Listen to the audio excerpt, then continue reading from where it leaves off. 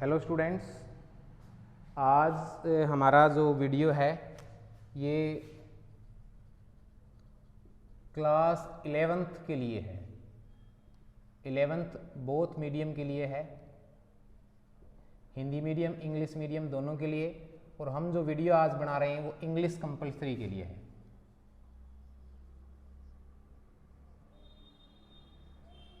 English compulsory का video हम बना रहे हैं और इस वीडियो में हम जो पढ़ रहे थे, मैंने पहले आपको बताया था हमारा ग्रामर सेक्शन चल रहा था।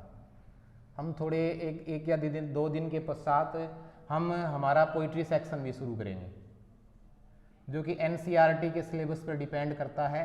तो एनसीईआरटी सिलेबस में हमारी 5 पोइट्री है, तो 5 पोइट्री को हम स्टार्ट करेंगे, शुरुआत करेंगे। अब आप सभी को विदित है कि हमारे प्रीवियस 2 वीडियोज़ थे, उन दोनों वीडियो में हमने हमारा जो नया चैप्टर स्टार्ट किया था वो डिटरमिनर्स का था। किसका था? डिटरमिनर्स का था। हमारा जो चैप्टर था वो किसका था? डिटरमिनर्स का था। और डिटरमिनर्स को मैंने एक्सप्लेन करके आपको बताया था कि डिटरमिनर्स क्या होता है। डिटरमिनर्स को बोलते हैं परिसीमिक शब्द। क्या बोलते हैं? ध्यान दीजिएगा स्टूडेंट्स, परिसीमिक शब्द। और इसका हम पार्ट 3 पढ़ रहे हैं। पहले 2 पार्ट 2 वीडियो में हम पढ़ चुके थे और तीसरा पार्ट हम इसमें पढ़ेंगे। तो ध्यान दीजिएगा, हमारा जो अब का जो वीडियो है वो 11th क्लास के लिए है। ओनली 11th क्लास मीडियम दोनों हैं, इंग्लिश कंपलसरी का, ग्रामर सेक्शन का है। अब थोड़ा सा अगर आप पीछे जाएं और प्रीवियस थोड़ा सा माइंड में एक्सप्लेन करके देखें, तो प्रीवियस में हमने 2 पढ़ लिए थे, इसके पार्ट पढ़े थे। तो सबसे पहले तो हमने पढ़ा था पजेसिव डिटरमिनर।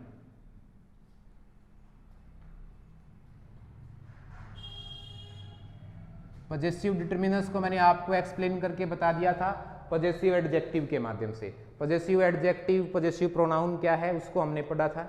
अगर आपको कोई डाउट, कोई दिक्कत हो तो आप मेरे को बताएं, मैं आपको दोबारा एक्सप्लेन कर सकता हूं। तो पजेसिव एडजेक्टिव और पजेसिव प्रोनाउन को पढ़ा था। दूसरा हमारा वीडियो जो हमने पढ़ा था, दूसरा जो हमने इसको पढ़ा था वो था डिस्ट्रीब्यूटिव प्रोनाउन। Distributive determiners. तो आज हम इसी को कंटिन्यू करते हैं।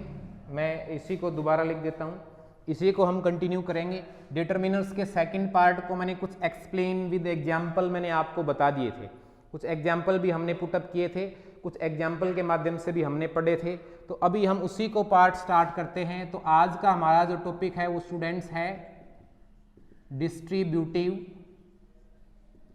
डिटरमिनर्स। डिस्ट्रीब्यूटिव डिटरमिनर्स है।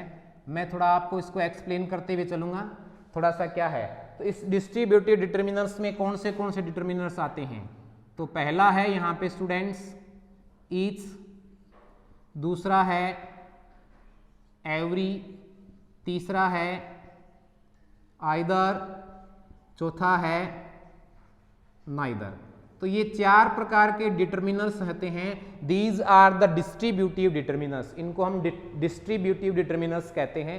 तो इनका मैंने आपको एक्सप्लेन मीनिंग करके बताया था। यहाँ पे मैंने कहा था ये 2 और 2 से ज्यादा 2 नाउन्स हो, 2 या 2 से ज्यादा नाउन्स हो उसके साथ प्रयोग करते हैं। बट कंडीशन अप्लाई थी 1 by 1। 2 नाउन हो सकते हैं या 2 से ज्यादा नाउन हो सकते हैं। उन नाउन के साथ में हम ईच का प्रयोग करेंगे, लेकिन वो अपने आप में नाउन 1 by 1 होना चाहिए। इसीलिए यह ईच जो है वो सिंगुलर नाउन को डिफाइन करेगा और उसके बाद में जो वर्ब आएगी वो भी क्या आएगी? सिंगुलर। पहली बात ये समझ में आ गई आपको? क्लियर है?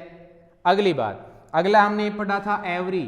तो एवरी का प्रयोग more than two nouns but together ये भी हमने पिछले वीडियो में मैंने आपको एग्जाम्पल के माध्यम से समझाया था कि जैसे अगर दो ही नाउन हैं और दो ही नाउनों का उपयोग करना है तब तो हम ईच का प्रयोग करेंगे। जैसे मैंने यहाँ पे लिखा था खालिस्तान बुक, यहाँ पे इसका प्रयोग किया था बुक के सेंस में, मैंने एक्सप्लेन किया था कि किस प्रकार से हम इसको पढ़ें, किस प्रकार से आपको डिफाइन करें कि ईच और एवरी के प्रयोग के लिए किस प्रकार से हमें बता सकते हैं। तो यहाँ पे लिख सकते हैं कि देयर आर 2 बुक्स, मैंने लिख दिया there are 2 books, Khalistan book मैंने लिख दिया खालिस्तान बुक इज गुड। तो देयर आर 2 आ गया, तो केवल ओनली 2 के लिए डिफाइन कर रहा है, तो किसका प्रयोग करेंगे? ईच का। नाउन सिंगुलर है, केवल 2 के लिए डिफाइन किया, हमने किसका प्रयोग कर दिया स्टूडेंट्स? ईच का। ध्यान दीजिएगा। लेकिन अगर हमारा नाउन मोर देन 2 है तो मोर देन 2 में दोनों कंडीशन में ईच और एवरी का प्रयोग हो सकता है। अगर 2 के लिए है तो निश्चित रूप से ईच का प्रयोग करेंगे, माइंड में कोई डाउट ही नहीं है। लेकिन 2 से ज्यादा ईच का भी प्रयोग करते हैं और एवरी का प्रयोग करते हैं, तब क्या होगा? अब जब ध्यान रखना भी, अगर वो मोर देन 2 नाउन 1 बाई 1 करके आ रहा है तब तो यहाँ पे हम ईच का प्रयोग कर देंगे, और वो मोर देन 2 नाउन टुगेदर का सेंस में प्रयोग हो रहा है, साथ साथ सभी एक साथ के लिए प्रयोग हो रहा है, तो क्या लगा देंगे? एवरी। अब ध्यान दीजिएगा, ईच और एवरी, ईच और एवरी के बाद में हमेशा जो नाउन आता है वो क्या आता है? सिंगुलर। क्या नाउन आएगा? सिंगुलर। और नाउन सिंगुलर है तो हमारी जो मेन वर्ब है वो भी क्या आएगी? सिंगुलर आएगी। क्या आएगी? सिंगुलर आएगी। ये ध्यान दीजिएगा। तो ये बात हम पिछले भी मैं एक्सप्लेन कर चुका हूं आपको, मैं इसको बता भी चुका हूं किस प्रकार से हमें पढ़ना चाहिए, किस प्रकार का हमारा जिसमें एक टॉपिक होता है। तो ये समझ में आ गई। अब बढ़ते हैं हमारे अगले डिटर्मिनर्स की तरफ, अगले डिस्ट्रीब्यूटर। आइदर का मतलब क्या होता है? दिस वन, या तो यह नाउन, और दैट वन, या वह नाउन, बट सिंगुलर। क्या आएगा? सिंगुलर। भी मेरे पास 2 नाउन है, ध्यान दीजिएगा मैं क्या बता रहा हूं, 2 नाउन है, या तो यह नाउन के लिए प्रयोग करूं या उस नाउन के लिए प्रयोग करूं, लेकिन दोनों में से आएगा क्या? एक। दोनों नहीं आएंगे, दोनों में से आएगा क्या? एक। जैसे मैंने आपको एग्जांपल करके बताया था, जैसे एक क्वेश्चन है, इसके नीचे और आ गया, यह क्वेश्चन है, इसके नीचे और आ गया, यह क्वेश्चन है, इसके नीचे और आ गया, यह क्वेश्चन है, इसके नीचे और आ गया। ये 1 2 3 4 5 क्वेश्चन है और 5 क्वेश्चन के बीच में और लिखा हुआ है, तो क्या इन दोनों में से एक करना है, इन दोनों में से एक करना है, इन दोनों में से एक, या इन दोनों में से एक, या इन 5 में से एक अटेम्प्ट करना है? तो और का मतलब 5 में से एक, बहुविकल्पीय क्वेश्चन जिसको कहते हैं, ठीक है। तो यहाँ पे और शब्द विकल्प को बता रहा है। विकल्प का मतलब ऑप्शन है इसमें से, या तो यह या यह, लेकिन आएगा क्या? एक ही नाउन आएगा, उसके लिए सिंगुलर नाउन का उपयोग करते हैं, और उसके बाद में आइदर के बाद में जो नाउन आएगा वो सिंगुलर आएगा। समझ में आ गई? और जो वर्ब आएगी वो भी क्या आएगी? सिंगुलर आएगी। यहां पे ये पॉजिटिव सेंस में आता है। किस सेंस में आता है? पॉजिटिव सेंस में आता है। और यहां पे हम नाइदर का प्रयोग करते हैं, तो नाइदर का होता है nor this one, not this one, nor that one. यहां पे कह सकते हैं और नोट। न तो यह न वह, हालांकि नाउन क्या है? एक ये और एक ये। जो एक्शन डिफाइन किया गया है वो एक्शन इन दोनों नाउन में से ही नहीं है, तो यहां पे क्या आएगा? जो आएगा वो क्या आएगा? सिंगुलर। क्या आएगा? सिंगुलर। लेकिन सेंस क्या बनेगा? नेगेटिव सेंस बनेगा। क्या बनेगा? नेगेटिव सेंस बनेगा। तो ये आप अच्छे तरीके से समझ गए होंगे, मैंने एग्जाम्पल के माध्यम से अभी आपको बताया था, फिर भी आप एक बार देख लो। अगर आपको लगे भी ये थोड़ा सा समझ में नहीं आ रहा है तो हम इसको दोबारा एक्सप्लेन कर सकते हैं, इसको हम दोबारा भी पढ़ के सकते हैं भी, हमें कोई चीज़ किस प्रकार से हम इसको समझें, एक्सप्लेन करें। तो मैं आशा करता हूँ ये बात भी आपको समझ में आ गई होगी। अब इसके कुछ रूल्स होते हैं स्टूडेंट्स, इसके कुछ डिस्ट्रीब्यूटिव रूल्स होते हैं जो मैं एक एक करके आपको बोर्ड पे लिखवा रहा हूं, और साथ में आप इसको लिखते चलिएगा और साथ में हम पढ़ते चलेंगे भी। जैसे कभी भी नोट कर लेना, पहला रूल क्या है कि चाहे ईच आए, एवरी आए, आइदर आए या नाइदर आए। ध्यान दीजिएगा कि कोई भी ईच, एवरी, आइदर या नाइदर, इनमें से कोई सा भी डिटर्मिनर्स आए, उनके बाद में जो नाउन आएगा, क्या आएगा? नाउन आएगा। वो नाउन क्या आएगा स्टूडेंट्स? सिंगुलर। क्या आएगा? सिंगुलर। और इनके बाद में जो मेन वर्ब आएगी, मुख्य वर्ब, क्रिया आएगी, या हम हेल्पिंग वर्ब का उपयोग करें, मेन वर्ब या हेल्पिंग वर्ब का उपयोग करे स्टूडेंट्स है, वो भी क्या आएगी, सिंगुलर आएगी। क्या आएगी, सिंगुलर आएगी। पहला रूल समझ में आ गया आपको, अच्छे तरीके से समझ गए होंगे। उसके बाद में दूसरा रूल, ईच आइदर और नाइदर, ध्यान दीजिएगा, ईच आइदर और नाइदर, उसके बाद में अगर प्रीपोजिशन आए, और प्रीपोजिशन वो भी क्या, ऑफ, ध्यान दीजिएगा, अगर इनके बाद में आइदर, ईच आइदर और नाइदर के बाद में प्रीपोजिशन ऑफ आए, तो यहां पे जो नाउन आएगा स्टूडेंट्स, उसके बाद में जो नाउन आएगा वो क्या आएगा, प्लूरल आएगा। क्या आएगा, प्लूरल नाउन का उपयोग करेंगे। लेकिन जो मेन वर्ब आएगी या हेल्पिंग वर्ब आएगी, वो किसका प्रयोग करेंगे, सिंगुलर का। किसका प्रयोग करेंगे, सिंगुलर का। भी जैसे मैं आपको एक एग्जांपल लिखवा देता हूं, इसमें आप एग्जांपल को देख लें कि जैसे मैंने लिख दिया Khalistan of them, Khalistan of them teaches, Khalistan of them teaches you Delhi. तो इसका अब सबसे पहले दिमाग में लगाएं हम, तो यहां पे मैंने एवरी चीज तो को हटा ही दिया। मैं आपको दोबारा बता देता हूं कि ऑफ, यहां पे एवरी जो है, एवरी जो है वो एडजेक्टिव भी है स्टूडेंट्स, ध्यान दीजिएगा, एवरी जो है एडजेक्टिव है, और एडजेक्टिव के बाद में प्रीपोजिशन कभी नहीं आता। प्रीपोजिशन तो आ सकता है, लेकिन उसके बाद में प्रोनाउन का उपयोग नहीं कर सकते, जैसे कि हमने ये प्रोनाउन का उपयोग कर दिया है। तो एडजेक्टिव है, तो एडजेक्टिव के बाद में डेफिनेटली नाउन आएगा। ध्यान दीजिएगा, मैं एक्सप्लेन क्या कर रहा हूं। ऊपर वाले में चारों हैं, ईच, एवरी, आइदर, नाइदर, चारों के चारों डिफाइन किए गए। नीचे वाले में मैंने एवरी को छोड़ दिया, क्योंकि एवरी के बाद में ऑफ आया है, तो यहां पे नाउन आएगा, या इसमें प्रोनाउन का भी उपयोग कर सकते हैं। किसका उपयोग कर सकते हैं, प्रोनाउन। और एडजेक्टिव उसके बाद में नाउन का ही उपयोग करना होगा, इसलिए हमारा ये सेंस गलत हो जाएगा, इसलिए एवरी तो आ ही नहीं सकता। और यहाँ पे दैम का उपयोग किया गया, दो है, तो दो के लिए यहाँ पे किसका प्रयोग करेंगे, ईच का। किसका उपयोग करेंगे, ईच का। ये तो सीधी सी बात समझ में आ गई। लेकिन स्टूडेंट्स कई बार क्या होता है, एरर करने के लिए आता है कि सेंटेंस दे दिया, एरर क्या है कि इसमें गलती है, इसमें गलती है, इसमें गलती है, या इस चारों में से, या ए, बी, सी और डी, इन चारों में से गलती बताओ। अब यहाँ पे हमने इसका उपयोग कर लिया, मैंने यहाँ पे लिख दिया टीच।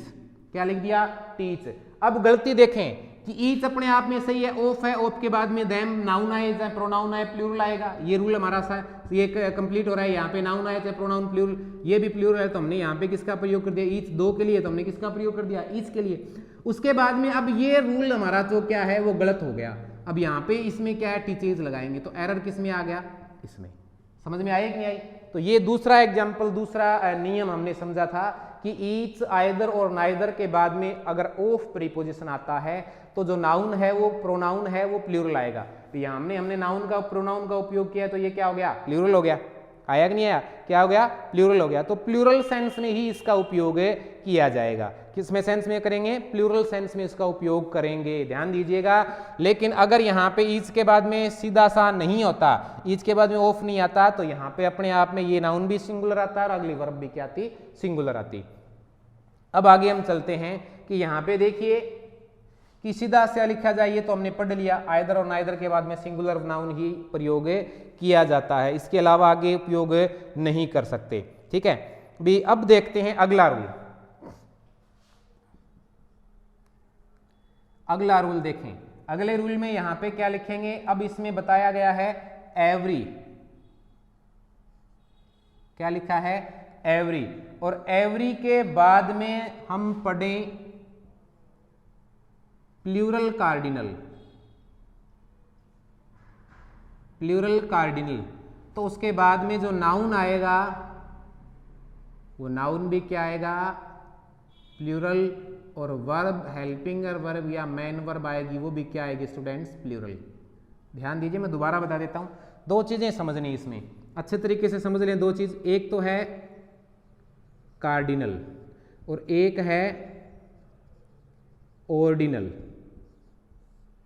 अब डिनल शब्द को हटा दो, कार को देखें, कार का मतलब कार को ड्राइव करते वक्त first gear, second, fourth, fifth या सिक्स्थ, इन गियरों को हम कंटिन्यू पहले से दूसरा, दूसरे से तीसरा, तीसरे से चौथा, पांचवें से छठा, छठे से सातवां। अब पहला गियर लगा तब एक था, दूसरा तो पहले दूसरे दोनों काम कर रहे हैं, तीसरा तो पहला दूसरा तीसरा काम कर रहा है, चौथा तो पहला ये चारों, पांचवा तो पांचों, छठे में छठों की, छह के छह गियर हमने यूज कर लिए हैं। गियर जो होते हैं छह के छह यूज कर लिए। तो यहाँ पे कार्डिनल का मतलब होता है नंबर ऑफ काउंटिंग, 1 2 3 4 5 6 7 8 9 10, ये कार्डिनल होते हैं। केवल 1 कार्डिनल ही सिंगुलर होता है और जितने भी कार्डिनल हैं वो सारे के सारे प्लूरल होंगे। ध्यान दीजिएगा, मैं दोबारा बता देता हूं। कार्डिनल का मतलब 1 2 3 4 5 6 7 9 10 11 12, ये जो सारे कार्डिनल हैं, केवल 1 फर्स्ट जो कार्डिनल है वही सिंगुलर होता है, सारे के सारे क्या होंगे? प्लूरल होंगे। पहली बात समझ में आ गई आपको अच्छी तरीके से। अब हम बढ़ते हैं ऑर्डिनल की तरफ। ऑर्डिनल 1 को बोलेंगे फर्स्ट, 2 को बोलेंगे सेकंड, 3 को बोलेंगे थर्ड, 4 को बोलेंगे फोर्थ। तो फर्स्ट का मतलब पहला, सेकंड का मतलब दूसरा, दोनों नहीं है पहला दूसरा, केवल दूसरा। थर्ड का मतलब तीसरा, पहला दूसरा नहीं है, ओनली तीसरा। और फोर्थ का मतलब चौथा, केवल मात्र चौथा। तो यहां पे जो डिफाइन किया गया है, तो यहां पे ये हमेशा ऑर्डिनल होते हैं, वो क्या होते हैं स्टूडेंट्स? सिंगुलर होते हैं। क्या होते हैं? ऑर्डिनल जितने भी है वो सिंगुलर होते हैं, अपने आप में स्पेशलाइजेशन भी। एक पंक्ति में 1 से लेकर 20 विद्यार्थी खड़े हैं, मैंने कह दिया 6th, तो केवल छठा विद्यार्थी ही निकल कर आएगा, तो ये स्पेशलाइजेशन होगा। इसीलिए यहां पे आर्टिकल लगता है द 6th, छठा, केवल छठा व्यक्ति मेरे द्वारा जो काम करवाना है या मैं जिसके लिए उसको अनाउंस कर रहा हूं, वो केवल छठा विद्यार्थी आएगा। 1 से लेकर 20 में बचे हुए 19 विद्यार्थियों की कोई भूमिका नहीं है। लेकिन मैंने यहाँ पे 6 के स्थान पे 6 लिख दिए, तो यहाँ पे स्पेशलाइजेशन नहीं है। 1 से लेकर 20 में से 6 विद्यार्थी निकल कर आएंगे, कोई भी 6 आ जाएं, कोई स्पेशलाइजेशन नहीं है। तो वो 6 क्या हो जाएंगे? प्लूरल सेंस में हो जाएंगे। किस सेंस में हो जाएंगे? प्लूरल सेंस में हो जाएंगे। और यहाँ पे जो 6th है वो छठा है, सिंगुलर सेंस में समझ में आ जाएगा। तो ये हमारा रूल था, इसको एक्सप्लेन करने के लिए मैंने कार्डिनल और ऑर्डिनल आपको बता दिया। स्टूडेंट ध्यान दीजिएगा, भी एवरी के बाद में जितने भी कार्डिनल 1 2 3 4, अगर वो कार्डिनल आएगा वो प्लूरल आता है। भी जैसे मैंने लिख दिया एवरी 4, तो 4 यहाँ पे क्या हो गया? कार्डिनल और प्लूरल हो गया। तो इसके बाद में जो नाउन आएगा वो भी क्या आएगा?